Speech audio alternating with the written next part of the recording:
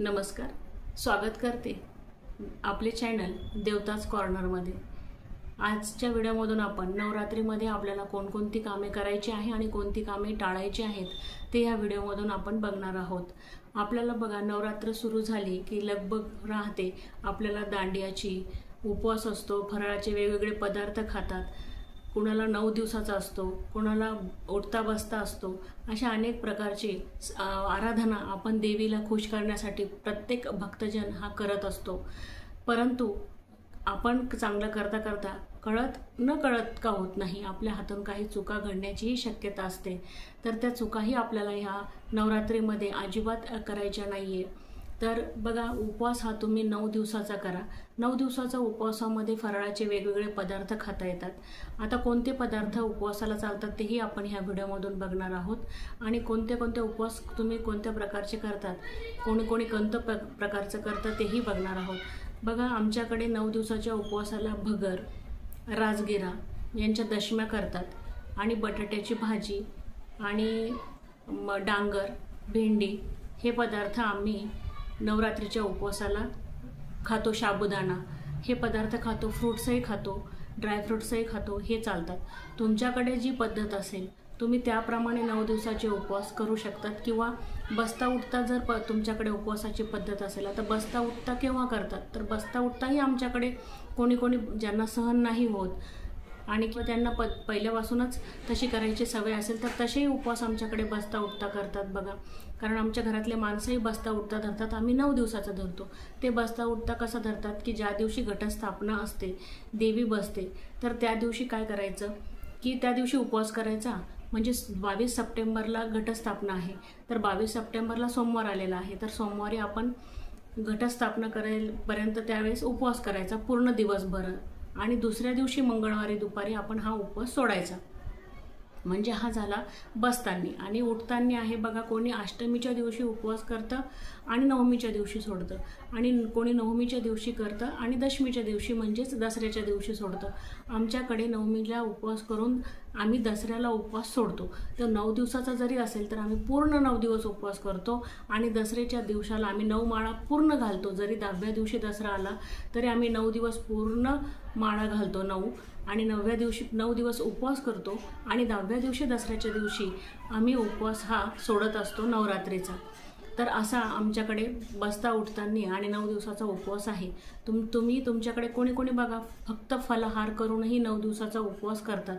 परंतु तब्येतीची जर तुम्हाला काही प्रॉब्लेम असेल, तब्येतीविषयी जर असेल काही समस्या असेल, कारण लहान मूल असेल, डिलिव्हरी झालेली असेल किंवा डिलिव्हरी होणार असेल, तर अशा वेळेस यावेळेस अडचणीत पडू शकता की आता उपवास कसे करायचे। बघा, अशा मातांना भूक जास्त लागते आणि सहन होत नाही, लहान बाळ असतं किंवा होणार असतं, ह्याही पिरियडमध्ये जास्त भूक लागते। तर तुम्ही असं म्हणतात की एक वेळेस धरलेले उपवास सोडू नये, तर तुम्ही कमीत कमी बसता उठता उपवास करा मी म्हणेन, आणि म्हणजे तुमचं व्रतही खंडित होत नाही।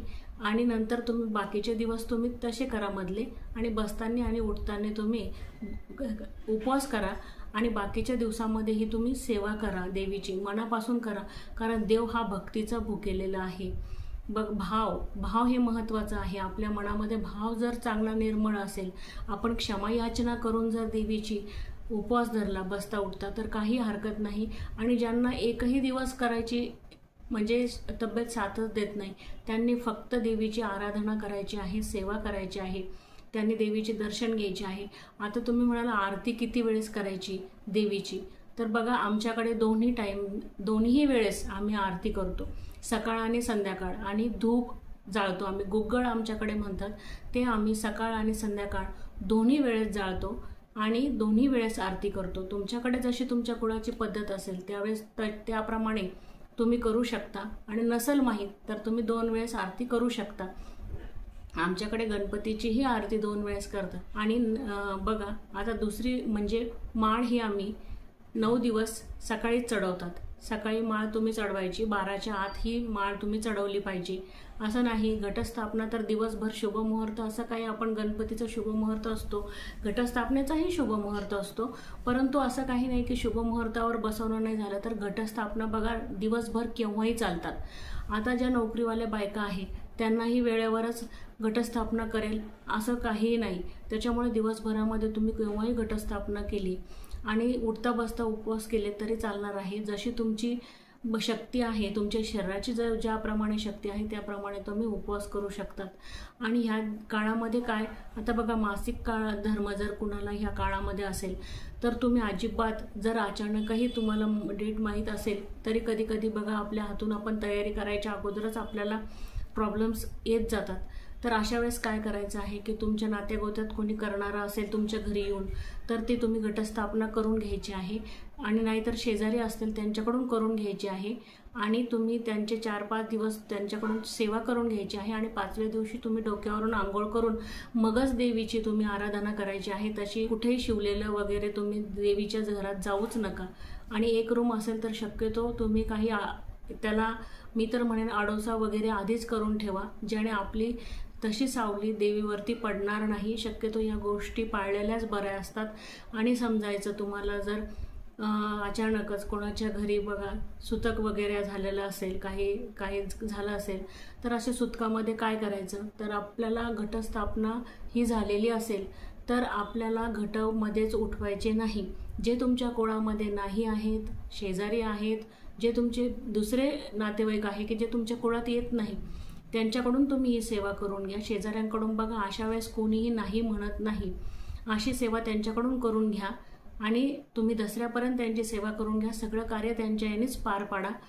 तुम्ही मात्र काहीही करू नका, तिथे हात लावू नका. करतात बरेच जण करतात असे प्रसंग, कारण की हे बघा असे प्रसंग आपल्याला काही विचारून येत नसतात आणि अशा गोष्टी काही आपल्या हातात नसतात. त्यामुळे आपल्याला असा प्रसंग जरी आला तरी आपल्याला दुसऱ्यांकडून ती सेवा करून घ्यायची आहे. असं नाही की आता आपल्याला पूजा करायची नाही म्हणून आपण कुणाकडून घटच विसर्जन करून घ्यायचं, असं नाही. 9 दिवस आपल्याला त्याची आराधना म्हणजे दुसऱ्यांकडून करून घ्यायची आहे पूजापाठ. आणि दसऱ्याच्या दिवशीच घट आपल्याला विसर्जन करायचे आहे, त्याच्या अगोदर आपल्याला विसर्जन करायचे नाही आहे. आणि जेथे घटस्थापना करायची आहे तेथे स्वच्छ करून घ्यायची आहे जागा.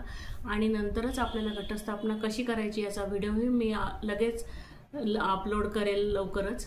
आणि तर ह्या आपल्याला छोट्या छोट्या गोष्टी ह्या नवरात्रामध्ये पाळायच्या आहे. दुसरी गोष्ट अशी पाळायची आहे ती बघा, 9 दिवस आपण इकडे उपवास करायचा आणि इकडे कोणाची निंदा नालस्ती करायची असं अजिबात आपल्याला करायचं नाही आहे. कारण देवीचा उपवास हे कडक असतात आणि एरवी ही कडक असो, देवीचे उपवास हे कडक असतातच, त्यांची भक्ती कडक असते, सेवा कडक असतेच, परंतु एरवीही आपण निंदा नालस्ती करूच नाही. आणि नवरात्रात तर अजिबातच तुम्ही करू नका. बघा अजिबात हा दोष कुठं ना कुठं लागतो आणि इथेच तुम्हाला फेडावा लागतो. त्याच्यामुळे निंदा नालस्ती तुम्ही करू नका. कारण की मनोभावे जो मला उपवास करायचा आहे तर तो मनोभावे करा. आणि नसेल मनोभावे तुम्हाला फक्त सेवा करायची आहे तर तीही मनोभावे करा. कुणाशी भांडणतंटा करू नका, घरामध्ये किरकिरी करू नका.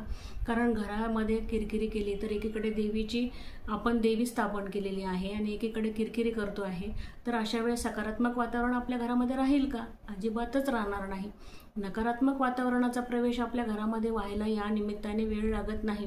त्याच्यामुळे आणि देवी रुसायलाही त्यांचा कोप व्हायला वेळ लागत नाही. म्हणून शक्यतो भांडणतंटा करू नका, कोणाची निंदा नालस्ती करू नका. शक्यतो चांगलं राहा, चांगलं बोलण्याचा प्रयत्न करा. आणि दुसरं असं की आपल्याला बऱ्याच ठिकाणी आता म्हणतात की बघा व्हिडिओमधूनही मी ऐकलं आणि बऱ्याच ठिकाणी की देव हे स्थापन करत नाही. पण आमच्याकडची पद्धत मी तुम्हाला सांगते की आम्ही जेव्हा घट स्थापन करतो तेव्हा तिथे घट आम्ही बाजूला बसवतो देवाच्या आणि देव एका बाजूला बसवतो. म्हणजे एका बाजूला आम्ही त्यांची पूजा करतो, त्याच्याच बाजूला आपण घटस्थापना करतो. तर आम्ही काय करतो की आम्ही पानांवरती पूर्ण देव पहिल्याच दिवशी आम्ही पानावरती स्थापन करतो आणि 9 दिवस त्यांची अजिबात पूजा करत नाही. देवीबरोबरच त्यांची स्थापना केलेली असते. घटाच्या बाजूला आम्ही जो आमचा कुलदेवतेचा टाक असतो, मूर्ती असते, आम्ही तो खंडोबाचा टाक असतो, तो आम्ही स्थापन करतो. आमच्याकडे जी पद्धत आहे मी त्याप्रमाणे पद्धत सांगते की ही आमच्या कुळधर्माने चालत आलेली आहे आणि ती आम्ही त्याचप्रमाणे आम्ही करतो की आम्ही 9 दिवस अजिबात देव धूत नाही. देवाला आम्ही पहिल्याच दिवशी पानावर देव स्थापन करतो आणि तसेच 9 दिवस ठेवतो. 9 दिवस त्यांची पूजा आम्ही करत नाही. आमच्याकडे तशी पूजा करायला चालत नाही. तुमच्याकडे जर चालत असेल तर तुम्ही करू शकता आणि जर तुमच्याकडे चालत नसेल तर व्हिडिओमध्ये बघून तुम्ही अजिबात असं करू नका की देव हलवू नका. जशी तुमच्या कुळाची परंपरा असेल त्याचप्रमाणे तुम्ही तुमचा कुळधर्म पाळायचा आहे. पूजा करायचं असेल तर करा, नसेल करत तर अजिबात करू नका. आमच्याकडे खाण्याचे पानं जे असतात नागवेलीचे, त्याच्यावरती आम्ही पूर्ण देव पहिल्याच दिवशी त्यांना पूर्ण घासून स्वच्छ अभिषेक करून त्यांना स्थापन करतो. घटाजवळ देवी स्थापन करतो आणि नंतर त्यांना आम्ही 9 दिवस हलवत नाही. जेव्हा आम्ही आपण उपवास सोडतो नवमीचा, जेव्हा घट हलवतो आपण, त्याच वेळेस आम्ही देवपूजा दसऱ्याच्या दिवशी करतो आणि जे धन उगवलेलं असतं आपलं ते पूर्ण धन आणि फुलं आम्ही पूर्ण देवाला आम्ही अर्पण करतो तोडून. घट हा आम्ही दह्या दुधाने कसा करायचा तर आमच्याकडे अशी पद्धत आहे की आम्ही जो घट आहे तो दसऱ्याच्या दिवशी आम्ही उपवास सोडतो. तर मग सकाळी काय करतो की देव आम्ही हलवतो. देवाला आम्ही पुन्हा आंघोळ वगैरे स्वच्छ करून त्याच्या खालचे जे पानं आहे ते पानं काढून घेऊन दसऱ्याच्या दिवशी आमच्याकडे नवीन कपडा देवाला टाकायची पद्धत आहे की दसऱ्याच्या दिवसापासून आम्ही नवीन कपड्यांवरतीच आम्ही देवाला स्थापन करतो. आणि त्याच्यानंतर पूजा झाल्यानंतर जे धन आलेलं असतं आपलं बघा, ते धन आम्ही तोडतो आणि प्रत्येक देवाला अर्पण करतो. आणि घरातल्या जेवढ्या वस्तू असेल, आपलं PC असेल, तुमची गाडी असेल, त्याची पूजा करतो आम्ही. आणि वह्या पुस्तकं असतील मुलांची, त्याची पूजा करायची आहे. अगरबत्ती, फुलं आणि ते धन त्याच्यावर व्हायचं आहे की जेणेकरून आपल्याला धनलक्ष्मी आपल्या इथे तशा वास करेल आणि देवीचा आशीर्वाद आपल्यावरती राहील आणि सगळे कार्य आपले सुरळीत चालू राहील, आपले सगळं मंगल होईल. या करताना आमच्याकडे ह्याप्रमाणे ही पद्धत आहे करायची. तर बघा, तुमच्याकडे जशी पद्धत असेल तुम्ही करा. माझ्याकडची पद्धत मी तुम्हाला सांगितलेली आहे.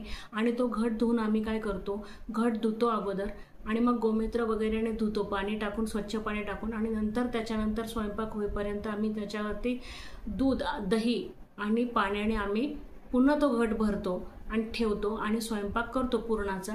आणि पुरणाचा स्वयंपाक करून झाल्यानंतर आम्ही देवाला आणि घटाला नैवेद्य दाखवतो पुरणाचा. आणि त्या दिवशी आमच्याकडे आंबाड्याची भाजी ही विशेष रूपामध्ये केली जाते, त्याशिवाय आम्ही उपवास सोडत नाही. आणि त्याचा पुरणाच्या याच्यावरती आम्ही आंबाड्याच्या भाजीचा नैवेद्य दाखवतो आणि त्यानंतरच आम्ही उपवास सोडतो. आणि नंतर आम्ही दुपारून ते नैवेद्य उचलून आणि घट उचलून एका बाजूला आम्ही ठेवून देतो. आणि अशी आमच्याकडची पद्धत आहे. तुमच्याकडे कशी पद्धत आहे ते बघा आणि करा. जर आवडली असेल तर चॅनलला लाईक करा, सबस्क्राईब करा आणि कमेंट करायला अजिबात विसरू नका. आणि बेल आयकनही दाबायला विसरू नका, ज्याच्यामुळे तुम्हाला नवीन व्हिडिओंचे नोटिफिकेशन येत राहील. धन्यवाद.